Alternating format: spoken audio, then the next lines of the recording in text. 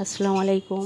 আজকে আমি খুবই সহজ একটা রেসিপি শেয়ার করব, যেটা অনেকেরই জানা, লুচি। তবে এতে কিছু কিছু টিপস আছে যেগুলি জানা থাকলে খুব কম সময়ে একদম পারফেক্ট লুচি বানানো যাবে। প্রত্যেকটা লুচি ফুলবে এবং খাওয়ার উপযুক্ত। খুব কম সময়ে এই লুচিটা বানানো হয়ে যায়। অনেক সময় ময়ান দিয়ে আমরা আধ ঘন্টা 1 ঘন্টা রেখে দিয়ে তারপরে লুচি বানাই। এখানে কিন্তু এইভাবে বানালে সেটার প্রয়োজন হবে না। এখানে আমি ময়দা নিয়েছি। ময়দাতে অল্প পরিমাণ নুন দিলাম, অল্প চিনি, আর এটা গরম করা সাদা তেল। তেলটা অবশ্যই গরম করা দেবেন। তেলটা দিয়ে ময়দাটা ভালোভাবে মেখে নেব। আর আমি এখানে কালো জিরে দিয়েছি। কালো জিরেটা কেউ চাইলে দেবেন, না চাইলে না দেবেন। আর এটা গরম পানি, কষকষে গরম পানি ময়দাতে আমি দিলাম। দিয়ে এটা হাতে করে মাখবো 5-7 মিনিট ধরে।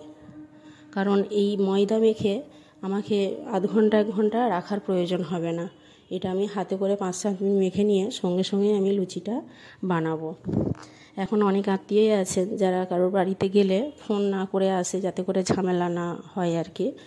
তো নাস্তা আমাদের মনে হয় যে বাড়িতে আসলে একটু নাস্তা করে দিলে ভালো হয়।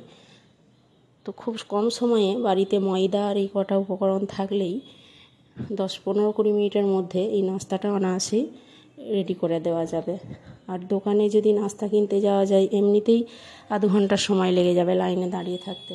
আর অনেক জায়গা আছে এরকম কাছাকাছি ভালো নাস্তা পাওয়াও যায় না।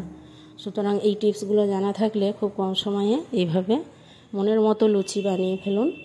বানিয়ে আত্মীয় পরিজনদেরকে খুশি করুন, বা বাড়ির যারা পছন্দ করে তাদেরকে করে খাওয়ান। দেখবেন ভীষণ ভালো লাগবে।